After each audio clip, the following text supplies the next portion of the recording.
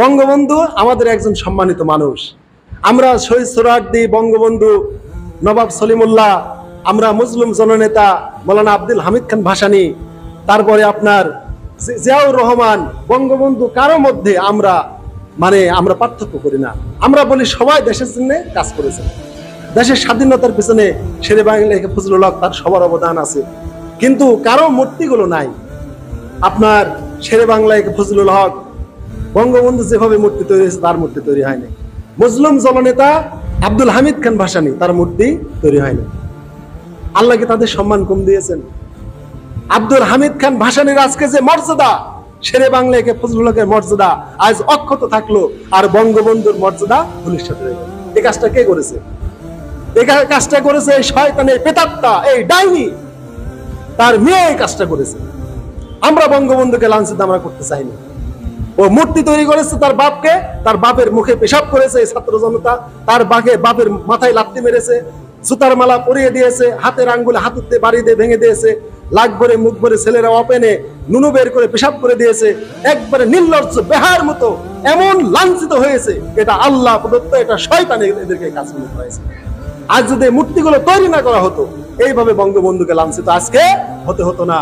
যেমন ভাবে মুসলিম জননেতা আব্দুল হামিদ খান ভাসানীকে কেউ আজ লাঞ্ছিত করছে না, যেমন ভাবে জিয়াউরকে করছে না, যেমন ভাবে শেরে বাংলাকে করছে না, যেমন ভাবে হোসেন শহীদ সোহরাওয়ার্দীকে করছে না। তারা আমাদের জাতীয় নেতা ছিলেন। আমরা সবাইকে সম্মান করি, বঙ্গবন্ধুকে সম্মান করি, তার মর্যাদার অবমাননা হয় এটা আমরা চাই না। কারণ আল্লাহ রাসূল হাদিস আছে, কেউ যদি তোমাদের উপকার করে তাকে প্রতিদান দাও, প্রতিদান না দিতে পারলে দোয়া করো। আমরা বঙ্গবন্ধুর জন্য দোয়া করতে চাই। দেশের অনেক কল্যাণ করেছেন, রক্ত দিয়েছেন, জীবন দিয়েছেন, মানুষকে উৎসাহ দিয়েছেন। তিনি মুসলিম ছিলেন, কাফের ছিলেন না। একটা মানুষ কাফের না হলে তার জন্য বদদোয়া করা জায়েজ নাই।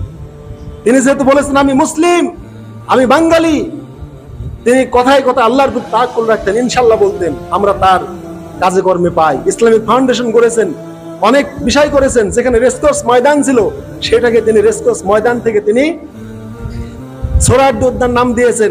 যেখানে ঘোড়দৌড় হতো, ঘোড়ার প্রতিযোগিতা হতো, জোয়ার বাজেট হতো, সেইগুলো তিনি সেখান থেকে বন্ধ করেছেন। আমরা তার অবমূল্যায়ন করতে চাই না, কিন্তু অবমূল্যায়ন এই খবিশ এই দলটা করেছে। এই দলটা তাকে এমন পর্যায়ে নিয়ে গিয়েছে যে লাঞ্ছনার মূলে তারা দায়ী। আজকে মসজিদ আর কওমি মাদ্রাসা বাদে আলিয়া মাদ্রাসা বলেন, অফিস আদালত বলেন, সব জায়গায় শুধু তার মেয়েরা তার বাপের ছেলে। কেন? যদি মায়ের আর বাপের দিল তাও হতো। একবারে তো মানুষ মাইন্ড করবে যারা স্বামী স্ত্রী কিনা, নাউজুবিল্লাহ মিন যালিক। মানুষ তো একদিন ভুলে যাবে। আমি তো বলেইছি, শয়তান মূর্তি বানাইতে বলেছিল, বানাইছিল স্মৃতি হিসাবে। পরবর্তী প্রজন্মের মানুষ আর জানে নাই যে এরা কারা। শয়তান বলেছে এদের পূজা করো, পূজা শুরু করে দিয়েছে। আজ যদি বঙ্গবন্ধু এবং বঙ্গমাতার ছবি যদি পাশাপাশি রাখা হতো, মানুষ হয়তো মনে করতো এরা স্বামী স্ত্রী। কিন্তু বাপের সাথে মেয়ের ছবি কিভাবে থাকতে পারে?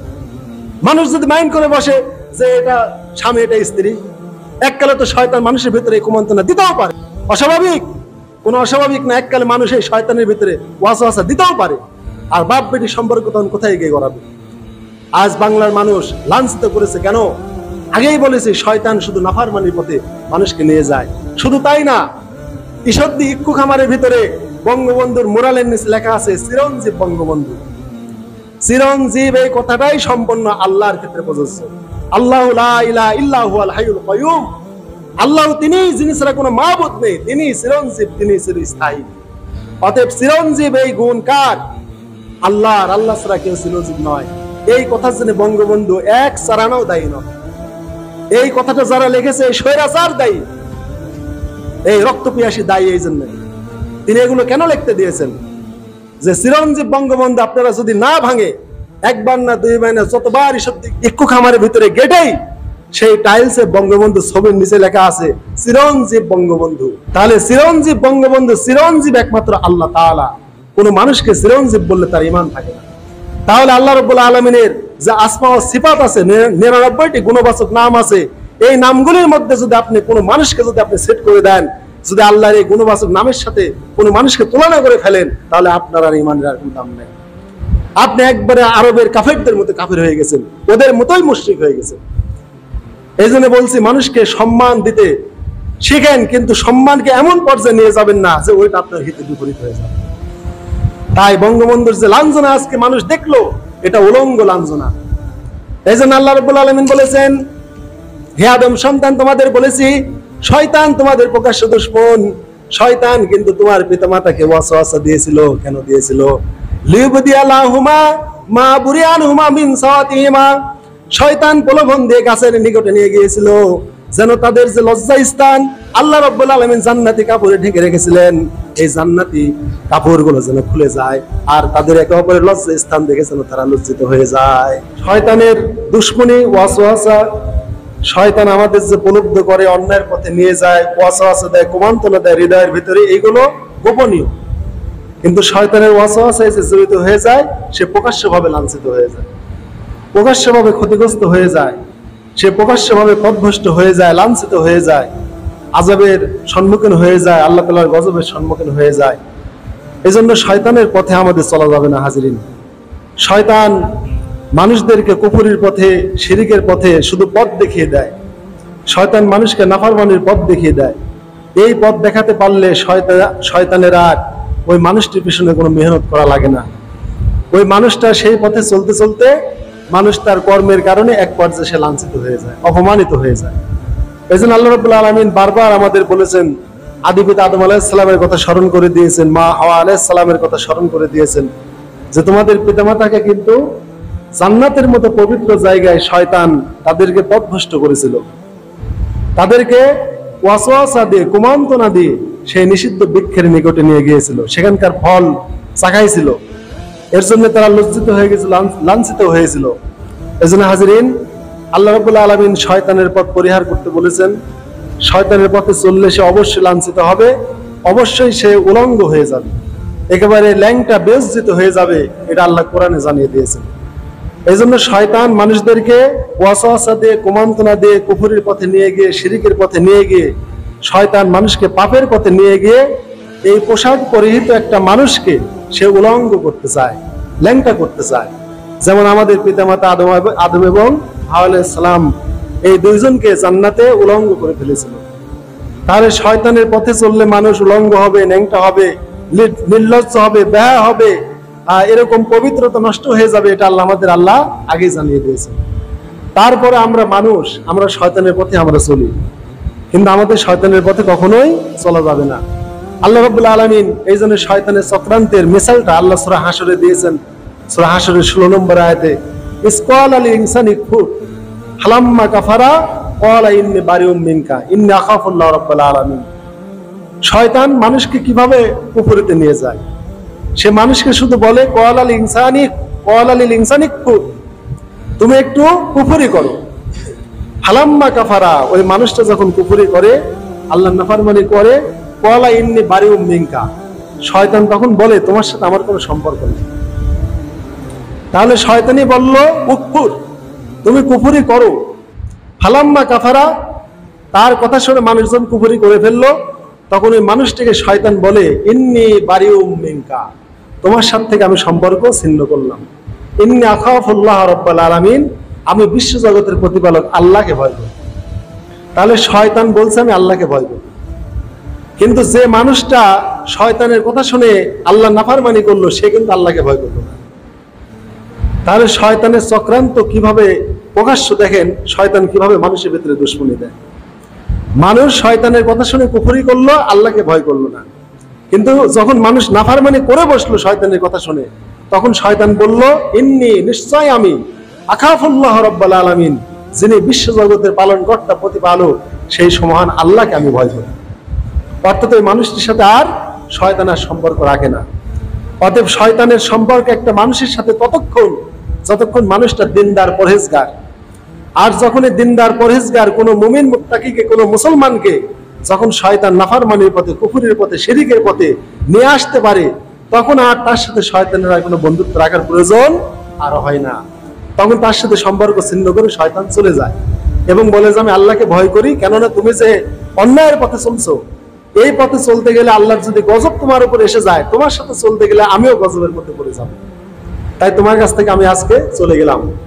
হাজিরিন, এই জন্য সহিহ হাদিসে এসেছে, বদর যুদ্ধে যখন আল্লাহ রাসূল সাল্লাল্লাহু আলাইহি ওয়াসাল্লাম সাহাবীদেরকে নিয়ে গেলেন, 313 জন থেকে 317 জন মাত্র সাহাবী, এই সাহাবীদেরকে নিয়ে তিনি বদরের যুদ্ধ করতে গেলেন।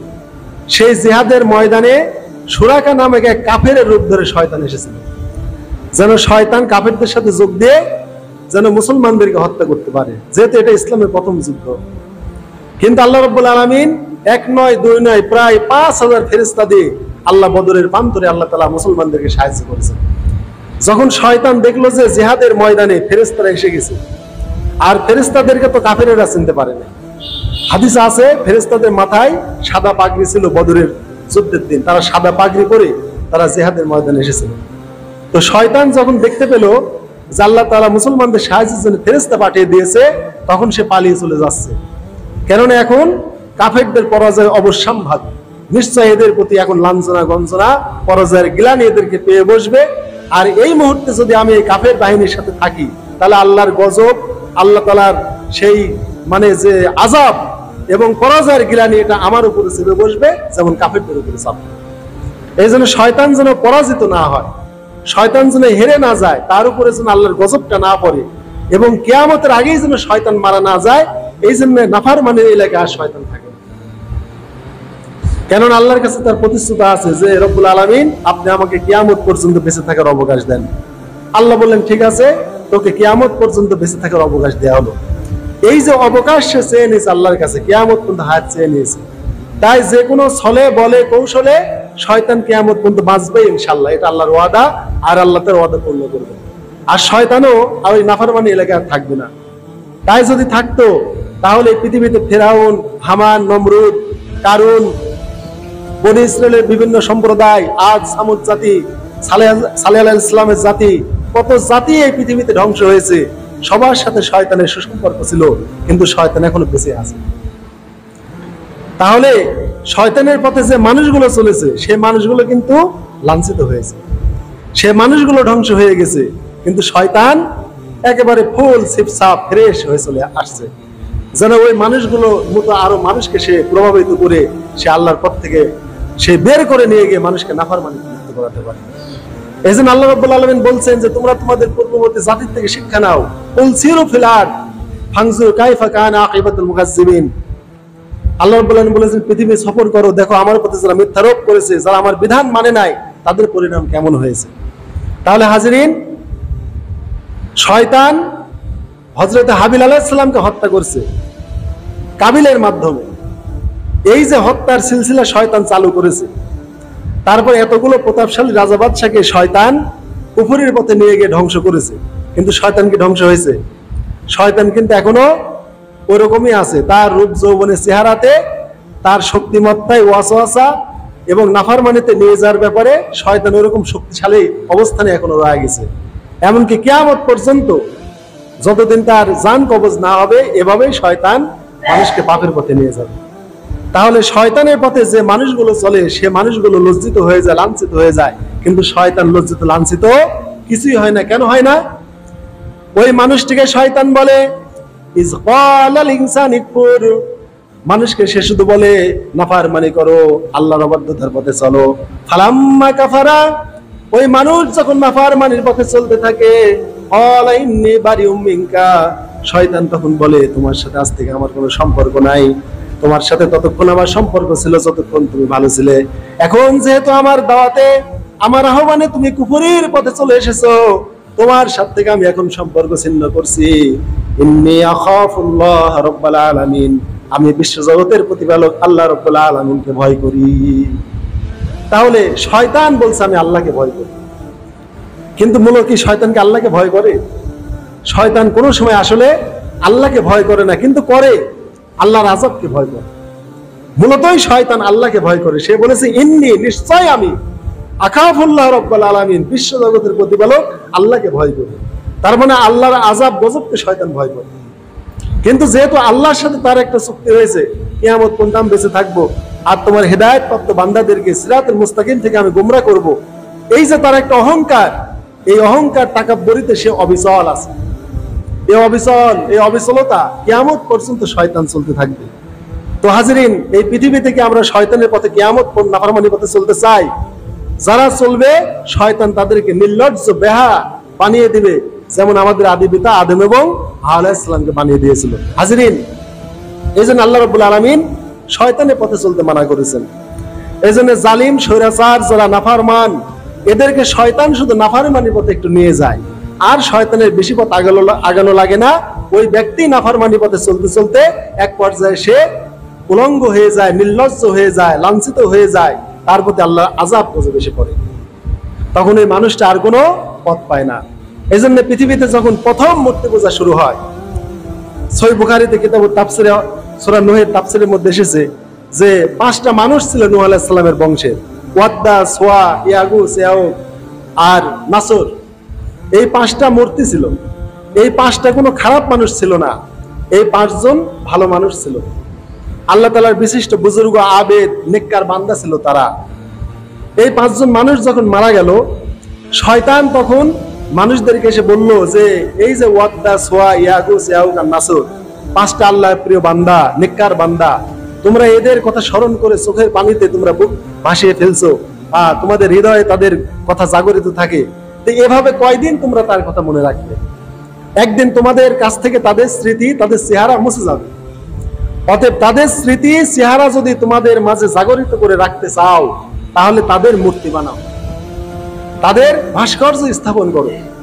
এগুলো যদি করতে পারো, তাহলে ওইগুলো তোমাদের বাড়িতে, তোমাদের দোকানে, তোমাদের ঘরে, তোমাদের ইবাদতখানায় যদি তাদের স্মৃতিচিহ্ন হিসাবে এই মূর্তিগুলো তোমরা সেট করে রাখতে পারো, তাহলে ওদের চেহারার দিকে তোমাদের চেহারা যখন পড়বে, তখন তোমাদের হৃদয়ে তাকওয়া, ঈমান, আল্লাহর ইবাদতের প্রতি আরো বেশি রোগ তোমাদের পয়দা হবে, ঝোঁক পয়দা হবে। এই কাজের জন্য তোমরা এই কাজটা করো। তাহলে এটা হচ্ছে শয়তানের একটা ডিরেকশন, নির্দেশনা। সহিহ বুখারীর হাদিস, এটা কিতাবুত তাফসিরের মধ্যে রয়েছে, সূরা নূহের তাফসিরে। আপনারা সূরা নূহের যে কোনো তাফসির, সূরা নূহের 23 নম্বর আয়াতের যে কোনো তাফসির খুললে আপনারা এই হাদিসটা পাবেন। পৃথিবীতে এমন কোনো তাফসির নাই যে এই বুখারীর হাদিসটা এই 23 নম্বর আয়াতে সেট করা হয় না। সকল তাফসির গ্রন্থে হাদিসটা সেট করা হয়েছে। তাহলে শয়তান মানুষকে একটা ভালো উদ্দেশ্য বলে দিল। কি উদ্দেশ্য? যে তাদের স্মৃতিকে জাগরিত রাখার জন্য তোমরা একটা ছবি তৈরি করো। হাজরিন, আমি আপনাদের মাঝে এখন আমি আসি, আমাকে দেখার সাথে সাথে মনে হচ্ছে ইনি আমাদের ইমাম, কিন্তু আমি এখান থেকে যখন চলে যাব, আমার চেহারাটা আপনাদের কাছ থেকে আস্তে আস্তে মিশে যাবে, মানে আমি হারিয়ে যাব আপনাদের স্মৃতি থেকে।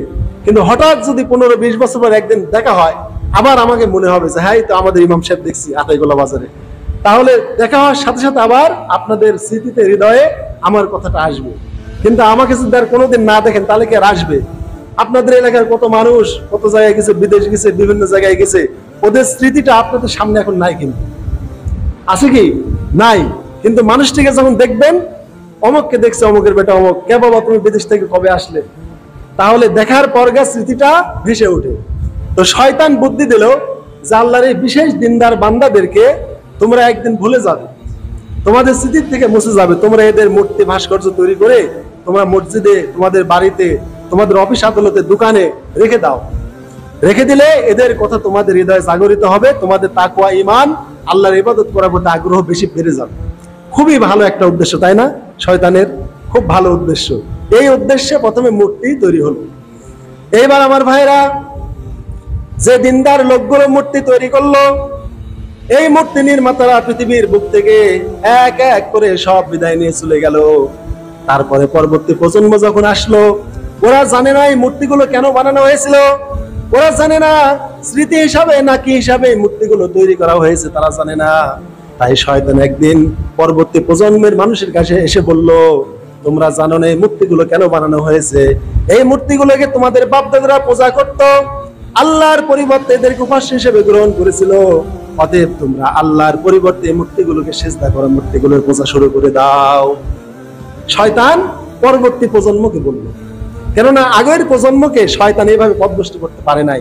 কারণ ওরা জানে যে আল্লাহকে বাদ দিয়ে কারো ইবাদত করা যাবে না, আল্লাহকে বাদ দিয়ে কারো সিজদা দেওয়া যাবে না। কিন্তু ইবাদতখানায়, মসজিদের ঠিকই মূর্তিগুলো ছিল।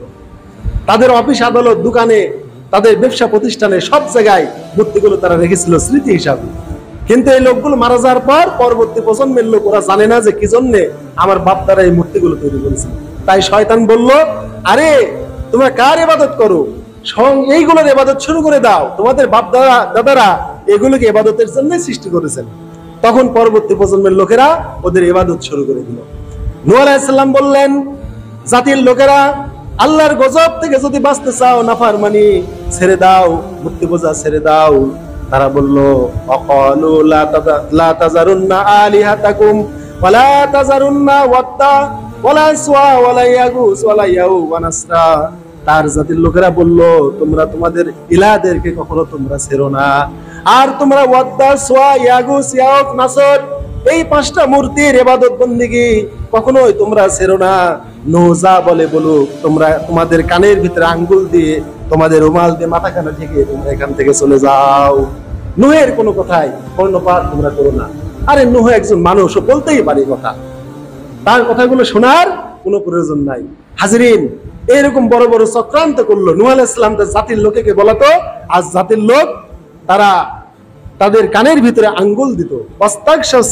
শুধু কি তাই, যেন নূহ আলাইহিস সালামের চেহারা না দেখা লাগে, এই জন্য তাদের কাপড় দিয়ে, রুমাল দিয়ে নিজের চোখখানে ঢেকে ওখান থেকে দ্রুত পালিয়ে যেত, যেন নূহের কোনো দাওয়াতের কোনো কথা কানে না আসে। সোনার ভাইয়ের আমার, এই যে মূর্তি পূজা শুরু হয়ে গেল নূহ আলাইহিস সালামের যুগ থেকে, আজও এই পৃথিবীতে মূর্তি আছে না নাই? কিন্তু যারা মূর্তি পূজা করেছে, নূহ আলাইহিস সালামের জাতিকে আল্লাহ প্লাবন দিয়ে আল্লাহ ধ্বংস করে দিয়েছেন। এই পৃথিবীতে কোনো কাফেরের ঘর বাড়ি আল্লাহ রাখেন নাই, সব ধ্বংস হয়েছে। তারপরে আরবের কাফেরেরা সবাই ধ্বংস হয়েছে, সকল মূর্তি পূজারই ধ্বংস হয়েছে। কিন্তু এই মূর্তি পূজা যে ঘটাইছে, যে উদ্ভাবন করেছে, এই মূর্তি পূজার অনুভূতি যে মানুষের ভিতরে দিয়েছে, সে কি ধ্বংস হয়েছে? সে হয়েছে শয়তান, কিন্তু আজও ধ্বংস হয় নাই।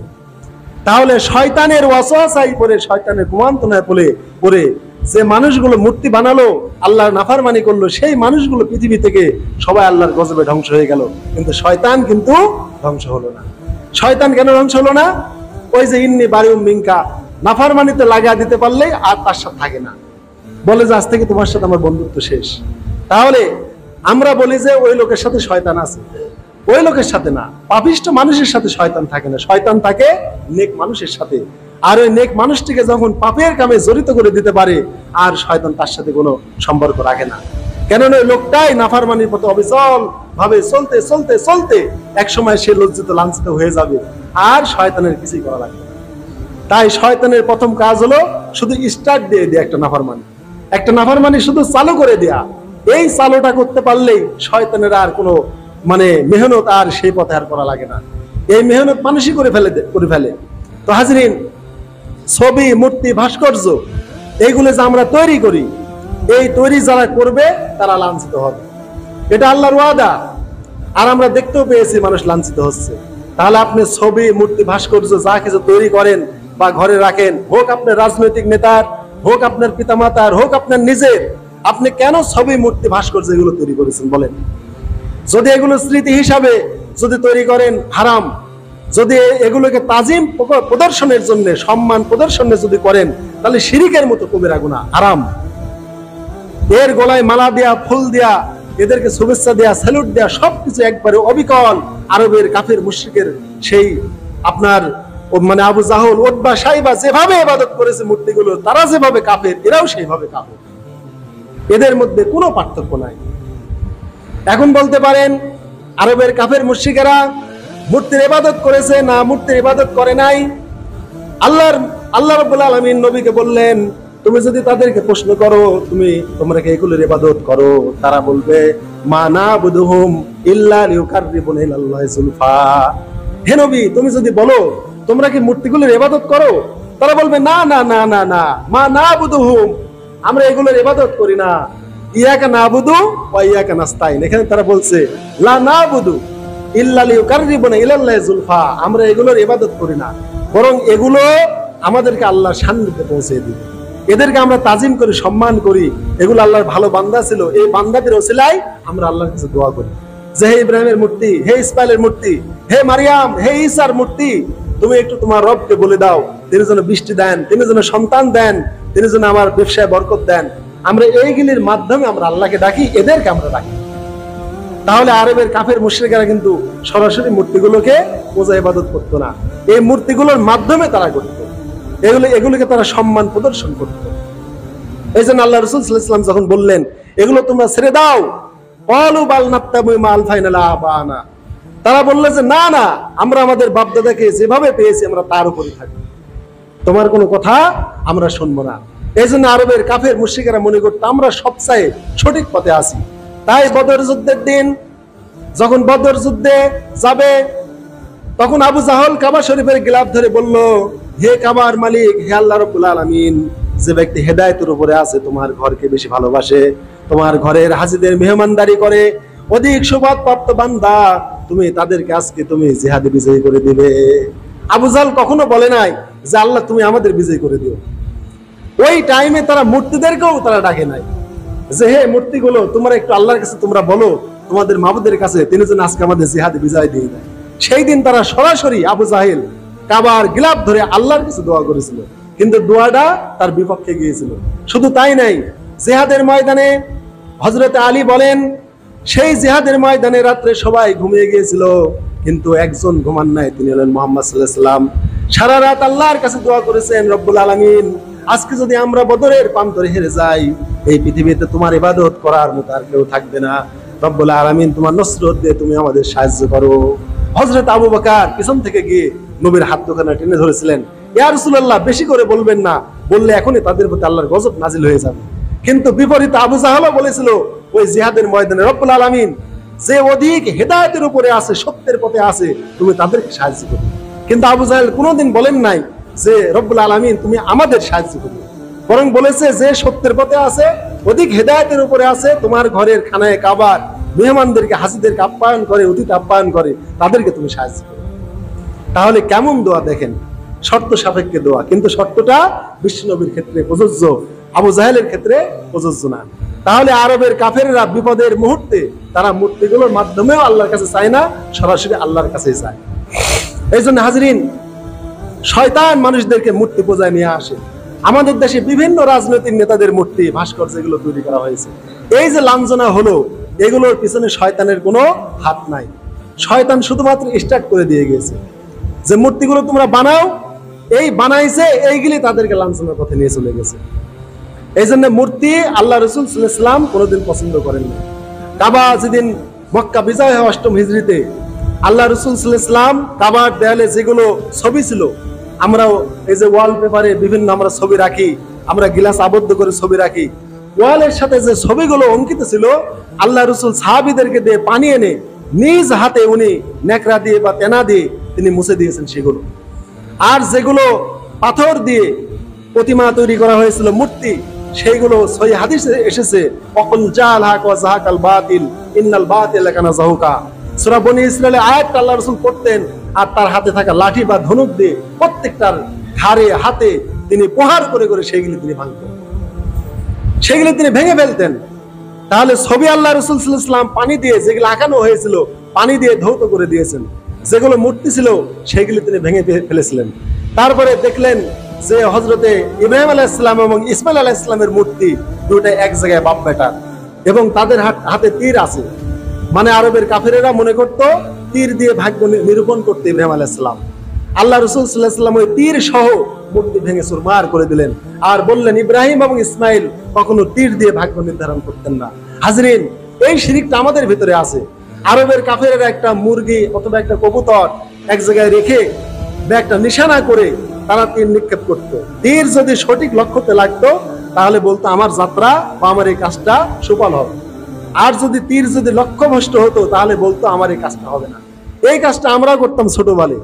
আমরা কি করতাম, আমরা ওই যে লাউয়ের বিচি, কদুর বিচি, আমরা হাতে নিয়ে দুই হাত দিয়ে টিপে মারতাম, আর বলতাম দেখি বিচিটা কোন দিকে যাবে।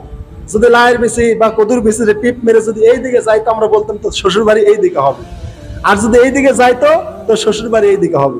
আবার বলতাম দেখি তো আব্বা হাটে থেকে আসবে কিনা, আঙ্গুলের লাগাতাম, যদি আঙ্গুল এক জায়গায় লেগে যায়, হ্যাঁ আব্বা হাটে থেকে আসতেছে, আর যদি আঙ্গুল না লাগে, হে আব্বা এখন হাটে থেকে আসবে না রে, আসবে না। এই কুসংস্কার শিরিক গুলো আমাদের মধ্যে ছিল, নাউজুবিল্লাহ মিন যালিক। কিন্তু আমাদের পিতামাতা জানে না এগুলো একটা শিরিক, এগুলো একটা ভাগ্য নির্ধারণ, এগুলো একটা ভাগ্য পরীক্ষা, এগুলো তারাও জানতো না।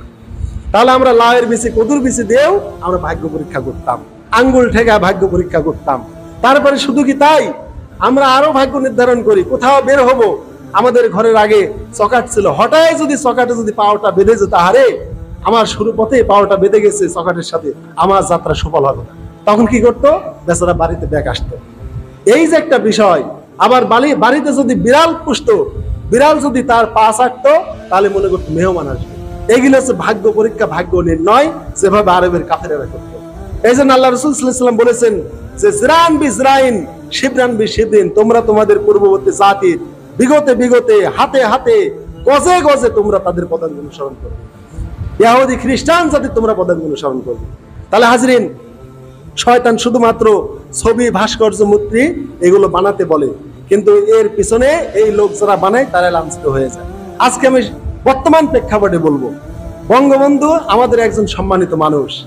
আমরা শহীদ সোহরাওয়ার্দী, বঙ্গবন্ধু নবাব সলিমুল্লাহ, আমরা মুসলিম জননেতা মৌলানা আব্দুল হামিদ খান ভাসানী, তারপরে আপনার জিয়াউর রহমান, বঙ্গবন্ধু কারো মধ্যে আমরা পার্থক্য করি না। আমরা বলি সবাই দেশের জন্য কাজ করেছেন, দেশের স্বাধীনতার পিছনে শেরে বাংলা ফজলুল হক তার সবার অবদান আছে, কিন্তু কারো মূর্তিগুলো নাই। আপনার শেরে বাংলা ফজলুল হক, বঙ্গবন্ধু যেভাবে মূর্তি তৈরি হয়েছে তার মূর্তি তৈরি হয়নি। মুসলিম জননেতা আব্দুল হামিদ খান ভাসানী, তার মূর্তি তৈরি হয়নি। আল্লাহ কি তাদের সম্মান কম দিয়েছেন? আব্দুল হামিদ খান ভাসানীর আজকে যে মর্যাদা, শেরে বাংলা ফজলুল হকের মর্যাদা আজ অক্ষত থাকলো, আর বঙ্গবন্ধুর মর্যাদা ভূমিষ্ঠ হয়ে গেল। এই কাজটা কে করেছে? এই কাজটা করেছে এই শয়তানের প্রেতাত্মা, এই ডাইনি, তার মেয়ে এই কাজটা করেছে। আমরা বঙ্গবন্ধুকে লাঞ্ছিত আমরা করতে চাইনি।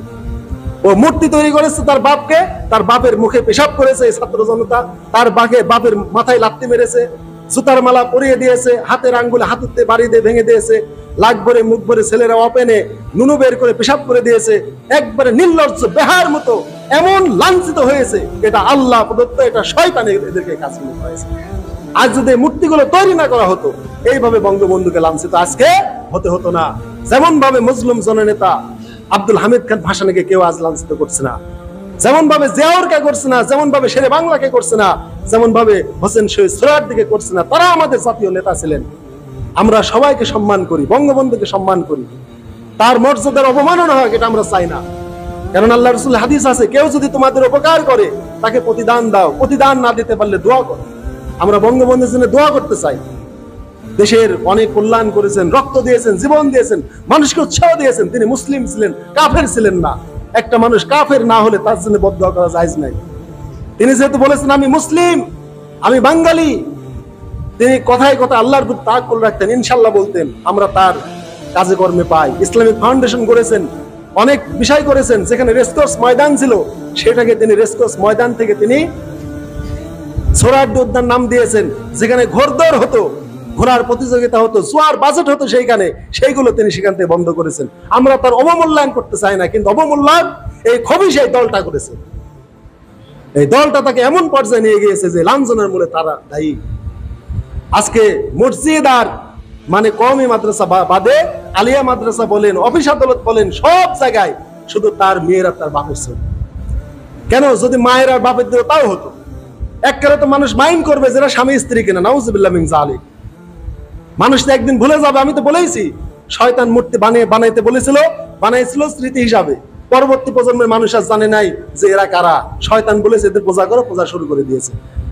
আজ যদি বঙ্গবন্ধু এবং বঙ্গমাতার ছবি যদি পাশাপাশি রাখা হতো, মানুষ হয়তো মনে করতো এরা স্বামী স্ত্রী। কিন্তু বাপের সাথে মেয়ের ছবি কিভাবে থাকতে পারে?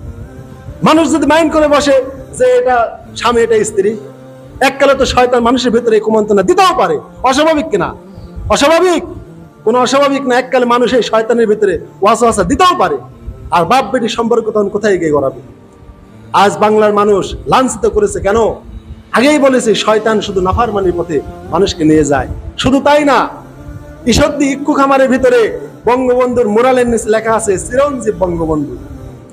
চিরঞ্জীব এই কথাটাই সম্পূর্ণ আল্লাহর ক্ষেত্রে প্রযোজ্য। আল্লাহু লা ইলাহা ইল্লা হুয়াল হাইয়ুল কাইয়ুম। আল্লাহ তিনি, যিনি ছাড়া কোনো মাবুদ নেই, তিনি চিরঞ্জীব, তিনি চিরস্থায়ী। অতএব চিরঞ্জীব এই গুণ কার? আল্লাহর। আল্লাহ ছাড়া কেউ চিরঞ্জীব নয়। এই কথার জন্য বঙ্গবন্ধু এক চারানাও দায়ী নয়।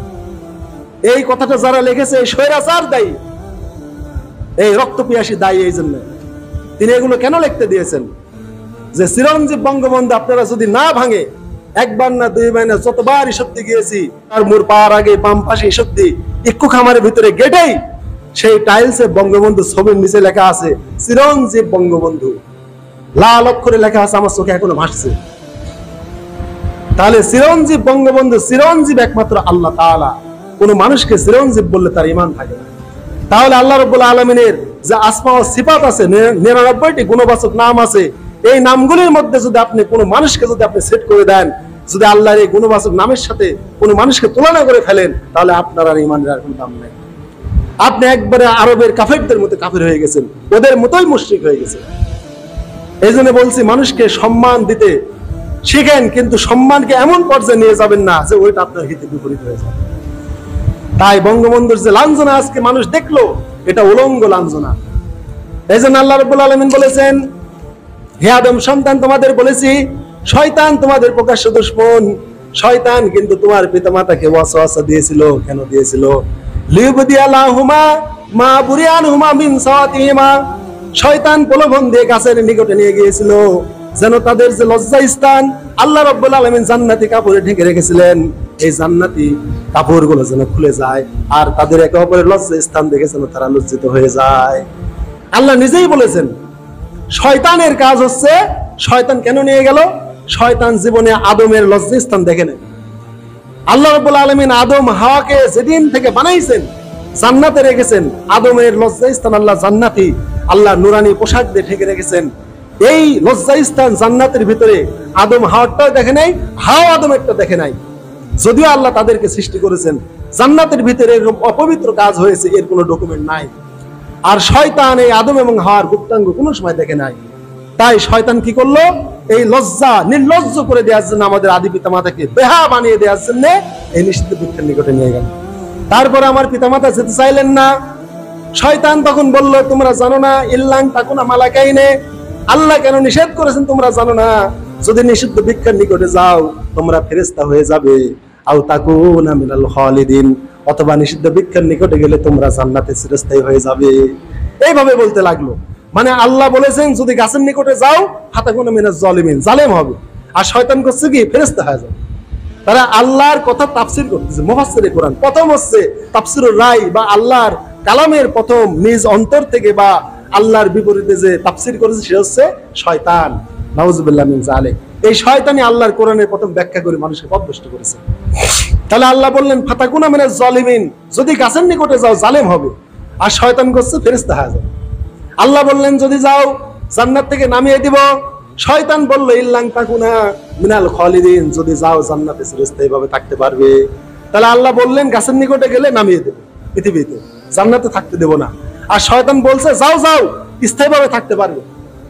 তাহলে আল্লাহর বিপরীত বুঝাচ্ছে শয়তান। এরপরে আমার পিতামাতা যায় নাই। ওয়াকাসাহুমা লাহুমা ইন্নী লাকুমা মিনান নাসিহিন। সূরা আরাফের মধ্যে আল্লাহ বলেন, এইবার শয়তান কসম করে বলল, আল্লাহর কসম করে বলছি আমি অবশ্যই অবশ্যই তোমাদের আমি নসিহতকারী। ওয়াকাসাহুমা, এবার কসম কেটে বসলো। আর মুমিন মুসলমান যখন কেউ কসম করে বসে তখনই প্রতারিত হয়ে যায়। ভাইরা, আমরাও কিন্তু একটা কথা সহজে বিশ্বাস করতে চাইনি। ওই ফাসেক মুনাফিক যখন কসম করে বসে আর আল্লাহর নাম শুনলে কসম করলে আচ্ছা ঠিক আছে, কসম যখন কাটলে ঠিক আছে। তো এইবার শয়তান যখন কসম করলো তখন আমার আদি পিতামাতা তারা ভুলে গিয়ে সেই নিষিদ্ধ বৃক্ষের নিকটে গেল। তখন কি হলো? নিজেদের কাপড় জান্নাতে খুলে গেল, উলঙ্গ হয়ে গেল, জান্নাতের পত্র পল্লব দ্বারা লজ্জাস্থান ঢেকলো। অথচ এই নির্লজ্জটা করেছে কে? শয়তান। এই জন্য শয়তানের পথে যে চলবে, শয়তানের প্রথম কাজ হলো তাকে ন্যাংটা করে দেয়া। আমাদের পিতামাতাকে যেভাবে ন্যাংটা করেছিল, উলঙ্গ করেছিল, নির্লজ্জ বানিয়ে দিয়েছিল, শয়তানের পথে যে চলবে শয়তানের প্রথম কাজ হলো তাকে উলঙ্গ করে দেয়া। মানুষের সামনে, এতগুলো ফেরেশতাদের সামনে আমার পিতামাতাকে ন্যাংটা করেছে কে? শয়তান। তাহলে শয়তানের পথে যে চলবে তার প্রথম পরাজয় হলো উলঙ্গ দিয়ে, ন্যাংটাপনা দিয়ে, বেহায়া দিয়ে, নির্লজ্জতা দিয়ে। তারপরে কি? আরো লাঞ্ছনা রতল গহ্বরে মিনাস সাফিলিন, একবারে সাফেল আসফালা মিনাস সাফিলিন, সর্বনিম্ন নিকৃষ্ট ইতর পর্যায়ে শয়তান তাকে নিয়ে চলে যাবে। কিন্তু শয়তানের আর কোনো কিছু করতে হবে না। তাহলে এই যে জান্নাত থেকে আল্লাহ তারপর আদম এবং হাওয়াকে নামিয়ে দিলেন। তাই আল্লাহ বললেন, বনি আদম তোমরা তোমাদের পিতামাতার কথা স্মরণ করো। দেখো তোমাদের কিন্তু শয়তান তোমাদের পিতামাতাকে নির্লজ্জ করেছিল, পোশাক খুলে নিয়েছিল, জান্নাতে একে অপরের কাপড় সে খুলে নিয়েছিল। অতএব তোমরা যদি চলো তোমারও কিন্তু কাপড় খুলে নিবে, তোমাকেও কিন্তু ন্যাংটা করে ফেলবে, তোমাকে বেইজ্জতি করে ফেলবে। তাহলে শয়তানের পথে যে চলে শয়তান তাকে নির্লজ্জ বেহায়া করে ছেড়ে দেয়। যেমন আমাদের এই স্বৈরাচারকে আল্লাহ বেহায়া করে ছেড়ে দিয়েছে। একবারে সর্বনিকৃষ্ট লাঞ্ছনা গঞ্জনার পতল গহ্বরে নিয়ে গেছে। ছেলে পেলে তার বেঁচে আর বিরা সব কিছু নিয়ে হই হই রই রই করেছে। আমরা বলছি না এগুলো জায়েজ, কিন্তু এগুলো শয়তানের পথে চলার কারণে এগুলো হয়েছে। আজ এই জন্য আল্লাহ এই স্বৈরাচার থেকে শিক্ষা নিতে বলেন। আরবের লোকেরা মূর্তি পূজা করেছে, মূর্তি এখনো আছে, কিন্তু শয়তান ধ্বংস হয় না। অতএব হাজিরিন, শয়তানের পথে কখনো চলবেন না। যদি চলেন, আপনার উলঙ্গ দিয়ে, ন্যাংটা দিয়ে, নির্লজ্জ দিয়ে আপনার জীবনটা শুরু হবে। তাই জীবনে কি সম্মান চান নাকি ন্যাংটা হতে চান? যদি পবিত্র ভূষণ নিয়ে দুনিয়াতে চলতে চান, আল্লাহ রাসূলের সুন্নাতের পথে চলতে হবে। আর যদি শয়তানের পথে চলেন, আমার আদি পিতা আদম এবং হাওয়াকে যা করেছে আপনি কোথায়? অতএব আমরা শয়তানের পথে আমরা চলতে চাই না, আমরা আল্লাহর পথে চলতে চাই। আল্লাহ আমাদের সবাইকে